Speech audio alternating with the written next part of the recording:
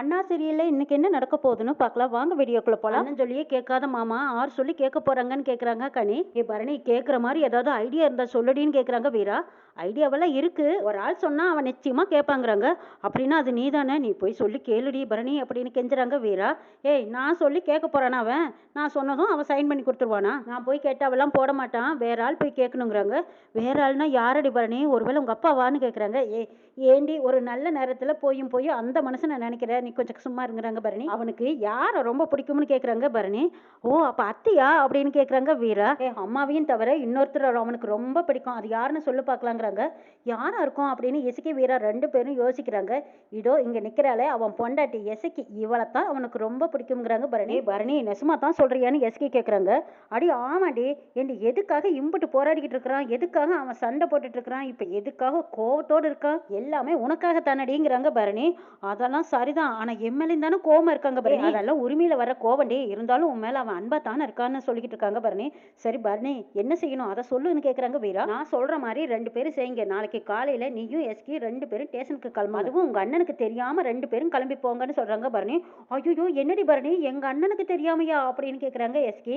ஏய் என்னடி நீ என்ன இப்ப உங்க அண்ணனுக்கு தெரியாம கொலையா பண்ண போற, உன் புருஷனை நீ பார்க்க போற, இதெல்லாமா உங்க அண்ணன் கிட்ட சொல்லிட்டு கேட்டுட்டு போகணும், நீங்க போயிட்டு வாங்கடிங்கிறாங்க பரணி. எஸ்கி பரணி சொல்றது நல்லா தான் இருக்கு, நீ முதல்ல பரணி சொல்றத கேளுடிங்கிறாங்க வீரா. நம்ம ரெண்டு பேருமே அண்ணனுக்கு தெரியாம மாமாவை பார்க்க போலாங்கிறாங்க வீரா.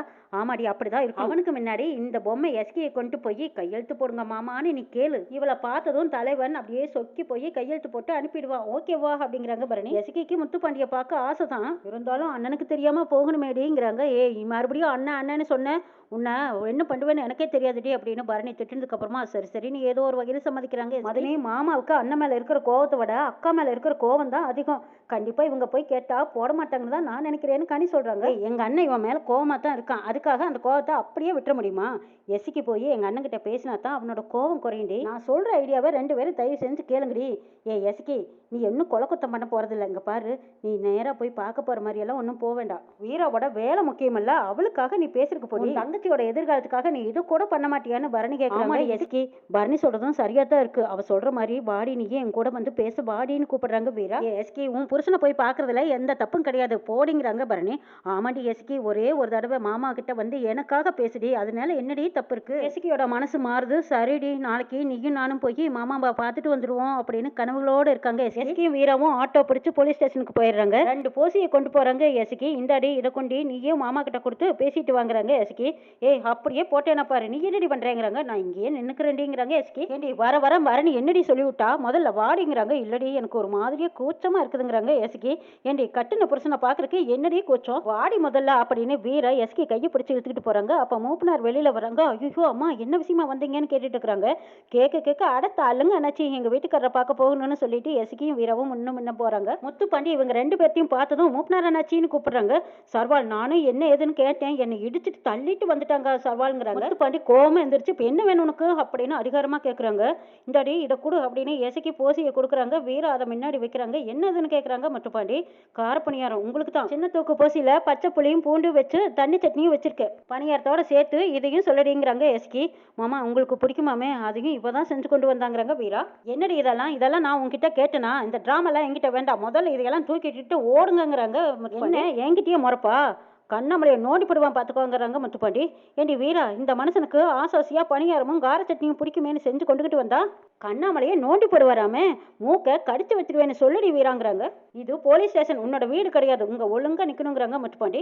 வீரா கண்ணுல கண்ணீரோட அழுக ஆரம்பிச்சிட்டாங்க. சின்ன வயசுல இருந்து நான் போலீஸ் ஆகணும்னு என்னோட ஆசை கனவு இருக்கு, 20 வருஷமா இதுக்காக நான் உழைச்சிருக்கேன், பெரிய போராட்டத்துக்கு அப்புறமா எஸ்ஐ செலக்ஷன்ல எனக்கு வேலை கிடைச்சிருக்கு, என்னோட கனவுல மண்ணள்ளி போட்டாதீங்க மாமான்னு கையெடுத்து கெஞ்சி கேட்கறாங்க. வீரா இப்ப எதுக்கு நீ கண்ணு கலங்குறேன்னு கேட்கறாங்க முத்துப்பாண்டி. என்கொயரிக்காக உங்ககிட்ட லெட்டர் கொடுத்துருக்கோம், குடும்ப பிரச்சனையை காரணம் காட்டி என் மேல கோவத்தை காட்டிடாதீங்க மாமா, நீங்க மட்டும் மாட்டேன்னு சொல்லிட்டா என்னோட மொத்த வாழ்க்கையும் போச்சுன்னு அழுகுறாங்க. வீரா லூசு கண்ணத்தோட எதுக்கு இப்ப கண்ணு கலங்கிட்டு இருக்கிற, உங்க அண்ணன் லெட்டர் கொடுத்ததுமே என்கொயரி லெட்டர்ல நான் கையெழுத்து போட்டு அனுப்பிச்சாச்சுங்கிறாங்க முத்துப்பாண்டி. போஸ்ட்ல அப்பாயின்மெண்ட் ஆர்டர் வந்துடும், கண்ணை கசக்காம நீ சந்தோஷமா வீட்டுக்கு போங்கிறாங்க. வீரா நன்றி சொல்றாங்க.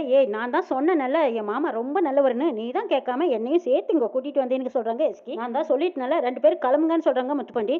மாமா இந்த பணியாரத்தை சாப்பிடுங்கன்னு சொல்றாங்க. வீரா என்ன இவ செஞ்சதா நான் திங்கணுமா, உங்களுக்கு பிடிக்குமேனு நான் பணியாரம் செஞ்சு கொண்டுகிட்டு வந்தா நீங்க தூக்கிட்டு போன்னு சொல்வீங்களா, முடியாது, திருப்பி எடுத்துக்கிட்டெல்லாம் போக மாட்டேன். என்ன செய்வீங்க? நான் என்ன செய்ய? உங்களுக்கு அம்மா அப்பான்னு அம்பிட்டு பேர் இருந்தாங்க, அதனால நீங்க நல்லா வளர்ந்தீங்க. நான் அப்படியா? சின்ன பிள்ளையிலேருந்தே எனக்கு அப்பா அம்மா ஆண்டவன் எல்லாமே எங்க அண்ணன் தானே. அது உங்களுக்கு தெரியாதா? சின்ன பிள்ளையிலேருந்து எங்க அண்ணன் பெத்தவ மாதிரி இருக்கும்போது அதை தாண்டி நான் என்ன செய்வேன்? அண்ணனுக்காகத்தான் நான் இதெல்லாம் இப்படி செய்யறேங்கிறாங்க. எஸ்கே, உனக்கு உங்க அண்ணன் தான் முக்கியம்னா இங்க எதுக்கடி வந்த? என்னத்தை செய்ய? அண்ணன் தான் முக்கியம்னு சொன்னாலும் அப்போ எங்கிட்ட திரும்பினாலும் என் புருஷன் மூஞ்சி தானே எனக்கு முன்னால வந்து நிக்குது. நின்னா உங்க முகம், உட்கார்ந்தா உங்க முகம், திரும்பினா உங்க முகம், எந்நேரமும் உங்க முகத்தை நினைச்சுக்கிட்டு தானே நான் வாழ்ந்துட்டு இருக்கிறேன். நீங்களே எனக்கு ரொம்ப முக்கியம் தான். உங்களை எனக்கு ரொம்ப பிடிக்கும். அண்ணனா நீங்களான்னு வரும்போது எனக்கு எங்க அண்ணன் தான் முக்கியமாமா.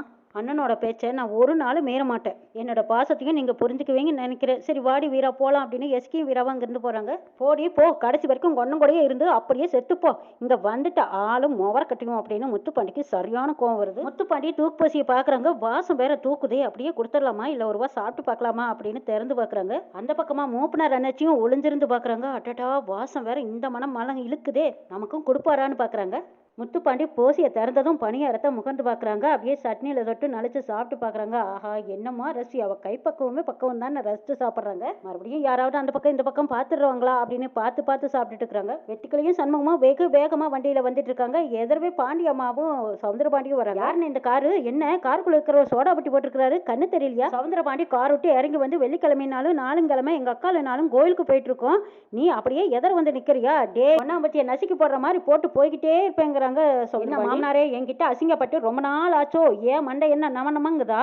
என்கிட்ட அசிங்கப்பட்டு போலாம்னு வந்திருக்கீங்களா? ஏய் வெறும் பையில, நான் எதுக்குற அசிங்கப்படுறேன்? ரெண்டு தங்கச்சியும் வாழா வெட்டியா வீட்டுல உட்கார வச்சு பாத்துக்கிட்டு இருக்கிறியே, அசிங்கப்பட வேண்டியது நீ தானடா. நான் எதுக்குடா அசிங்கப்படுறேன்? நான் எதுக்கு அசிங்கப்பட போறேன்? பிறந்த வீட்டுல பொண்ணுங்க வாழ்றாங்க. வேணும்னு இருந்தா அவளுக்கு புருஷன் வந்து இங்க இருக்கட்டும். ஊர் பொம்பளைகளோட தலையெழுத்தே என்னாலதான் மாறப்போகுது. நான் எதுக்கு இதுல அசிங்கப்பட்டு நிக்க போறேங்கிறாங்க. ஓ, நீ பொறச்சிக்காரனா? பொண்ணுங்களை எல்லாம் பிறந்த வீட்லயே வந்து வாழ வைக்க போறியா நீ? அக்காவை பாத்தியாக்கா எப்படி பேசுறா பாரு லூசு பையன்னு பாண்டி அம்மாவும் சவுந்தரபாணி கெக்க பக்கன்னு சிரிக்கிறாங்க. வெட்டிக்கிளிக்கு சரியான கோவம் வருது. வெறும் பையில பேத்துக்கு தானே நல்லா இருக்கும், இதெல்லாம் நடைமுறைக்கு எங்க சாத்தியமாக போகுது? முட்டா பையலங்கிறாங்க சவுந்தரபாண்டி. ஏண்டா சண்முகம், நீ இவ்வளவு வக்கனையா பேசுறியே, ஏன் நீ வந்து என் வீட்டுல வந்து இரு பார்க்கலாம் அப்படின்னு பாண்டியம்மா கேக்குறாங்க. முட்டா மாமனாரே, நான் கூட உன் பொண்ணுகிட்ட சொன்னேன், உன் பொண்ணு தான் காட்டுல இருக்கிற நரி கூட்டம் எல்லாம் எங்க வீட்டுல தான் வாழ்ந்துட்டு இருக்குது, அங்க நானே போய் இருக்க முடியாது, உன்னை எப்படி கூட்டிட்டு போய் நான் வாழ போறேன்னு உன் முகரில காரித்து பதவரையே சொன்னான். முட்டா மாமனாரே, உன் பெத்த பொண்ணை இப்படி பேசுற மாதிரி ஆயிப்போச்சே அப்படிங்கிறாங்க. அட என்னன்னு இது, பெத்த பொண்ணை இப்படி காரித்து பேசுதுன்னா இதை விட வேற அவமானம் இவருக்கு இன்னும் வேணுமா அப்படிங்கிறாங்க. வெட்டிக்கிளி, இதெல்லாம் இவங்களுக்கு எங்களா உரைக்க போகுது? இப்படி உரைக்கிற மாதிரி இருந்ததா இவங்க இந்நேரம் புளிய மரமா வேப்ப மரமா போய் நாண்டுகிட்டு செத்துருக்க மாட்டாங்களா? இதுகளுக்கெல்லாம் சொரணையே இல்லாத ஜென்மம் ஆச்சேங்கிறாங்க சண்முகம். இல்ல முட்டா பையில, எது உரைக்கணும் எது உரைக்க கூடாது இதெல்லாம் இவனுக்கு எங்க தெரிய போகுது? சரி நான் ஒண்ணு கேட்கிறேன், உன் தங்கச்சிய மேல தாளத்தோட புரைச்சி பண்ணி உன் வீட்டுக்கு கூட்டிட்டு போனீங்கல்ல, அங்க அவ வந்து என்ன செய்யறா? அவளுக்கு என்ன குறைச்சல்? என் வீட்டுல என் தங்கச்சி மகாராணி மாதிரி இருக்கிறா. சண்முகம் தங்கச்சியை பத்தி சந்தோஷமா சொல்றாங்க. அது பொறுக்க மாட்டாத சவுந்தரபாண்டியும், நீ மகாராணின்னு சொல்லிட்டா அவன் உண்மையிலுமே மகாராணி ஆகிடுவாளா?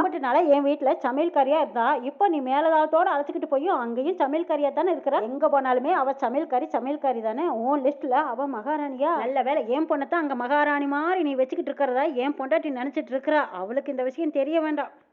இவன் புரட்சி பண்றானா? புரட்சிங்கிறாங்க பாண்டியம்மா. வெறும் பையில ஆனை மேல அம்பாரி சவாரி பண்ணி உன் தங்கச்சிய கூட்டி போனாலும் சரி, குதிரை மேல தூக்கி கோர வச்சு சவாரி பண்ணினாலும் விளக்கு மாத்துக்கு பேரு மாறிடுமா? விளக்கு மாத்துக்கு விளக்கு மாறுதாங்கிறாங்க சவுந்தரபாண்டி. பொம்பளை பிள்ளைங்க எங்க போனாலும் வேலைக்காரி தான். கல்யாணம் முடிச்சு புகுந்த வீட்டுக்கு போறாளுங்க, அங்கேயும் வேலை செஞ்சுதான் ஆகணும், வேலைக்காரி தான். சமைக்க வேண்டியது, பாத்திரம் கழுவ வேண்டியது, புருஷனை பாத்துக்க வேண்டியது, எங்க போனாலும் இதுதானே வேலை. இதெல்லாம் செய்யாம உன் வீட்டுல கொண்டு போய் உன் தங்கச்சிகளை வச்சுக்கிட்டா இதுல என்னடா புரட்சின்னு கேக்குறாங்க சவுந்தரபாண்டி. இங்க பாருடா, என் மருமகனே உன் வீட்டுக்கு வந்தாலும் அப்பவும் அந்த ஆளா கெடுக்கிறாளே உன் தங்கச்சி, அப்பவும் அவன் வேலைக்காரி தானே. நல்லா சமைக்க தெரிஞ்ச வேலைக்காரி, மாங்குன்னு உழைக்க தெரிஞ்ச வேலைக்காரி, அம்புட்டுதான். சொல்லிக்கிறதுக்கு வேற என்ன இருக்குங்கிறாங்க. ஆமா, பொம்பளையே வந்தாவே அவ வேலைக்காரி தான். அது அவளுகளோட விதி. அந்த விதி மட்டும் மாறாது. நீ நல்லா எழுதி வச்சுக்கோ. என்ன தையா தக்கம் போட்டு தலைகளா நின்னாலும் ஏன் அவன் உன் வீட்டுக்கு வாழ வரமாட்டான். அப்படியே அவ வரணும்னு நினைச்சா கூட அவன் மனசை கலைச்சிருவேன். கடைசி வரைக்கும் உன் தங்கச்சி அந்த நசுக்கி உன் வீட்டுல வாழா வெட்டியத்தான் இருப்பான். ஏன் அவனுக்கு உன் தங்கச்சிக்கு நடந்த கல்யாணம் முடிஞ்சு போச்சு. என்ன அவ கழுத்துல கிடக்கிற தாலி மட்டும்தான் மிச்சம். அந்த தாலி எடுத்து கண்ணில் ஒத்திக்கிட்டு அங்கே ஓரமாக உட்காந்து ஒப்பாரி வைக்க சொல்லு. பாண்டி அம்மாவும் சவுந்தரபாண்டியும் அப்படியே சண்முகத்தை தூண்டி விட்டுட்டு இருக்கிறாங்க. என்னன்னே இந்த ஆள் இன்னைக்கு இவ்வளோ ஓவரா பேசுறாருன்னு வெட்டிக்கிளி கேட்குறாங்க. பேசட்டும், அவங்களுக்கு பேசத்தானே தெரியும். இங்க பாரு மாமனாரே, என் தங்கச்சிக்கு சமைக்க தெரியும், அவ சமைக்கிறா. அவளுக்கு சமையல் மட்டும்தான் தெரியும் நீ நினைக்காத. சமையல் மட்டும்தான் தெரியும்னு நினைச்சுக்காத. அவ சண்முகத்தோட தங்கச்சி, அவ என்ன நினைக்கணும்னு நினைக்கிறாளோ அதை நான் அப்படியே கூட இருந்து செஞ்சு கட்டுவேங்கிறாங்க சண்முகம். அக்கா பாத்தியாக்கா, இந்த வெறும்பையை எப்படி தமாசா பேசுறான்னு சவுந்தரபாண்டியும் பாண்டி அம்மாவும் பேசிக்கிறாங்க. தமாசில மாமனாரே, நிஜமா தான் சொல்றேன், சீரியஸா சொல்றேன். நீ என்னைய அசிங்கப்படுத்தணும்னு நினைச்சிரு, ஆனா வேட்டிய உருவ விட்டு ஓட விட்டு நல்லா டவுசரோட ஓடுனே இல்ல. என் தங்கச்சியை பிரிச்சு வைக்கிறதா தான் நீ நினைக்கிறேன், ஆனா என் தங்கச்சியை உன் மகனோட சேர்ந்து வாழ வைக்கிறேன் பாரு. உமாவே என் தங்கச்சியோட வாடுறேன்னு வந்ததுக்கு அப்புறமா நீ தூக்கு கயிறு எடுத்துக்கிட்டு ஓடுற பாரு. சரியில்ல, நான் அதையும் பார்க்குறேங்கிறாங்க சவுந்தரபாண்டி. பார்ப்போம் பார்ப்போம், முதல்ல உன் வண்டியை எடுக்கலைன்னா நான் மறுபடியும் வேட்டியை உருவிக்கிட்டு உனக்கு ஓட விட்டுருவேங்கிறாங்க சண்முகம். என்ன மாமனாரே, இன்னும் போக மனசு இல்லையா? சரி விடுங்க, வேட்டியை உருவிக்கிட்டே விட்டுட்டா போச்சு அப்படின்னு சொல்லி சவுந்தரபாண்டி பக்கமா போறாங்க. சவுந்தரபாண்டி குடுக்குன்னு சுற்றி சுற்றி வர்றாரு. ஐயோ, இந்த வெறுமைய சண்முகம் கிறுக்கு பையன் நம்ம சீலையை உருவினாலும் உருவிடுவான்னு பாண்டியம்மா அந்த பக்கமா காருக்கு பின்னாடி ஓடி சீக்கிரமா கதவை திறந்து உட்காந்துக்கிறாங்க. அப்பாடா, மானத்தை காப்பாத்திக்கிட்டு வந்துட்டோன்னு சவுந்தரபாண்டியும் பாண்டியம்மாவும் கார் எடுத்துக்கிட்டு வேக வேகமா போயிடுறாங்க. என்னன்னு ஒரு மாதிரியா நிக்கிறேன், அந்த ஆள் பேசுனதெல்லாம் மனசுல வச்சுக்கிட்டியான்னு வெட்டி கேக்குறாங்க. இல்ல அந்த ஆள் சொன்னதுலயே ஒரு நியாயம். பொம்பளை பிள்ளைகளை பிறந்த வீட்டுக்கு கூட்டிகிட்டு வர்றது மட்டும் ஒரு புரட்சி கிடையாது, அவளுக்குன்னு சொந்தமா வாழ்க்கையை ஏற்படுத்தி கொடுத்து சொந்த காலில் நிக்கிற மாதிரி நாம ஏதாவது பண்ணணுங்கிறாங்க சண்முகம். விஷயத்துல எதுவும் செய்யாம விட்டுட்டேங்கிறாங்க. புரியல சண்முகங்கிறாங்க வெட்டிக்கிளி. சரிவா, அது செய்யும் போது புரியுன்னு கூட்டிட்டு போறாங்க. பாண்டியம்மாவும் சவுந்தரபாண்டியும் வீட்டுக்கு வந்ததுக்கு அப்புறமா நாக்கெல்லாம் நம்ம நவங்குது. எதுவுமே சாப்பிட்ட மாதிரியே இல்லடா அப்படின்னு பேசிட்டு இருக்காங்க. முத்துப்பாண்டி 2 போசியை கொண்டு வந்து வைக்கிறாங்க. அடடா, பணியாரமா? ரோட்டோரத்துல மொட்டை பாப்பாத்தி கடை போட்டிருப்பாளே, அவ கடை பணியாரமான்னு கேக்குறாங்க சவுந்தரபாண்டி. வீட்டுக்கிட்டே எடுத்து வச்சு வப்புன்னு வலிச்சு சாப்பிடுறாங்க பாண்டியம்மாவும் சவுந்தரபாண்டியும். அப்பா, இது ஒண்ணும் மொட்டை பாப்பாத்தி செஞ்சு கொடுத்த பணியாரம் கிடையாது, எங்க மதனி எசுக்கி எண்ணி செஞ்சு கொடுத்த பணியாரம்னு சிவபாலன் சொன்னதும் சவுந்தரபாண்டிக்கு தூக்கி வாரி போடுது. என்னது, முத்துப்பாண்டி எசுக்கி செஞ்ச பணியாரத்தையா சாப்பிட்டு வந்திருக்கான்? அப்போ முத்துப்பாண்டிக்கு எசுக்கிக்கும் இன்னும் தொடர்பு இருந்துட்டு இருக்குதா? இவன் சோத்துக்கொசரம் மாமனார் வீட்டுல போய் விழுந்துருவானோ அப்படின்னு பாண்டியம்மா ஐடியா கொடுக்கும். சவுந்தரபாண்டிக்கு பயம் வந்துருது. இந்த வளர்ந்து கட்டுவேன், போனாலும் போயிடுவான்க்கா. அந்த வெறும்பைய வந்து என்ன கேட்கும் போது நான் என்னக்கா பதில் சொல்லுவேன்? விஷயத்துல அவன் பொண்டாட்டி பக்கம் போகத்தான் போறான், நீ அசிங்கப்பட்டு நிக்கத்தான் போறேன்னு நல்லா தூண்டி விடுறாங்க. என்ன நடக்குதுன்னு நாளை பார்க்கலாம்.